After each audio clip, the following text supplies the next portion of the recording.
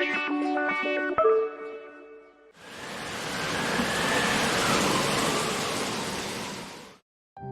कुछ तब शुरू हुआ जब मायरा और उसका परिवार पुराने विलो क्रीक अपार्टमेंट्स में रहने आया।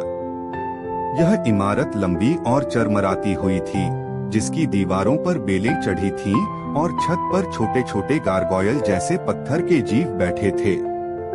मायरा को लगा मानो ये इमारत किसी कहानी की किताब से निकली हो।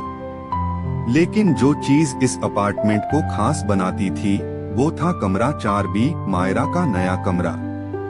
उसके माता पिता ने उसे 2 कमरों में से चुनने को कहा, एक बड़ा कमरा जिसमें बाहर का सुंदर नजारा दिखता था और दूसरा छोटा लेकिन आरामदायक कमरा जो आखिरी छोर पर था। मायरा ने छोटा कमरा चुना।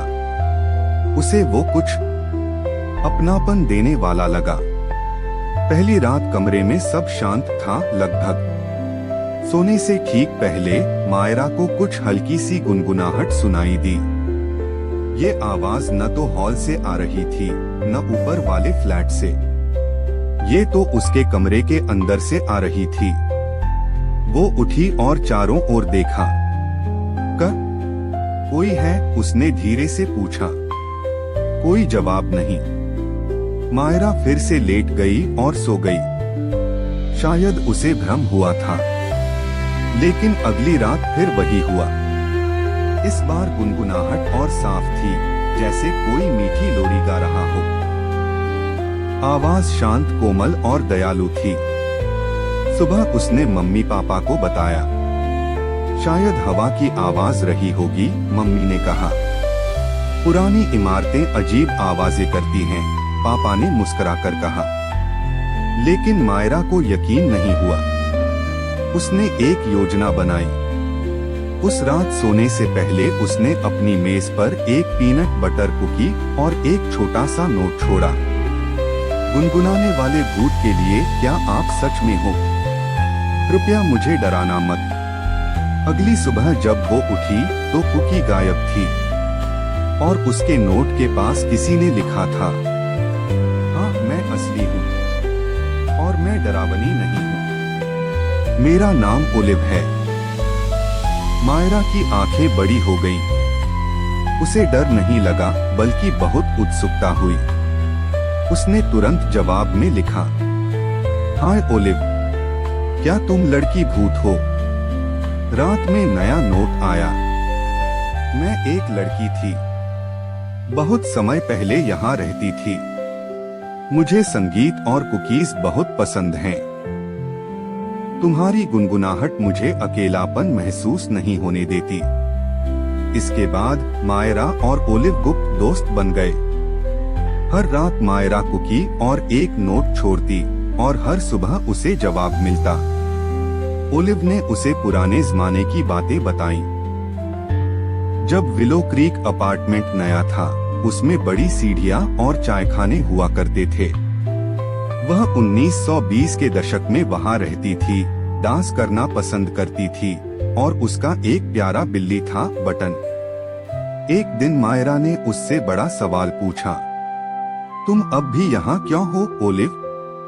अगली सुबह एक पुरानी मुड़ी तुड़ी कागज पर ओलिव का जवाब था, मैंने बटन को अलविदा नहीं कहा था।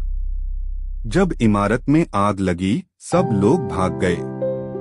मैं अपने बिस्तर के नीचे छुप गई, बटन का इंतजार करती रही, पर वो कभी नहीं आई। अब मैं उसका इंतजार कर रही हूँ। मायरा का दिल भर आया। वो ओलिव की मदद करना चाहती थी। उस सप्ताहांत मायरा अपने पापा के साथ नीचे बेसमेंट में बल्ब ढूंढने गई। वहाँ एक धूल भरा कमरा था। तभी मायरा की नजर एक पुरानी डिब्बे पर पड़ी। लिखा था, लॉस्ट फाउंड 1923। अंदर टूटी ऐनकें, पुराने पीले किताबें और एक फोटो फ्रेम था जिसमें एक लड़की अपनी सफेद फूली फूली बिल्ली को गले लगाए थी। पीछे लिखा था, ओलिव बटन 1922। मायरा ने चौंकते हुए फोटो उठा ली और अपने कमरे में ले आई। उस रात कमरे का माहौल अलग था। गर्माहट थी, रोशनी नरम और उजली। और फिर वो गुनगुनाहट फिर से आई। इस बार वो खुशी से भरी हुई थी। फिर किसी ने उसके कान में धीमे से कहा, धन्यवाद मायरा, अब मैं जाने को तैयार हूँ। सुबह फोटो गायब था और ओलिव की तरफ से कोई नोट नहीं आया। अब न कुकी खाई गई, न कोई गाना सुनाई दिया। मायरा थोड़ी उदास थी, लेकिन मुस्कुरा भी रही थी। ओलिव को आखिरकार शांति मिल गई थी। शायद बटन उसे लेने आ गया था। कुछ महीने बाद मायरा ने अपनी दोस्त एलेक्स को स्लीप ओवर के लिए बुलाया। रात को दोनों टॉर्च लेकर डरावनी कहानियां सुना रहे थे। क्या तुम्हें सच में भूतों पर विश्वास है? एलेक्स ने पूछा। मायरा बस मुस्कुराई और बोली, सबसे अच्छे भूत वही होते हैं जो हमें जरूरत के समय मिलने आते हैं। लाइट बंद हुई। कमरे में एक नरम सी हवा चली।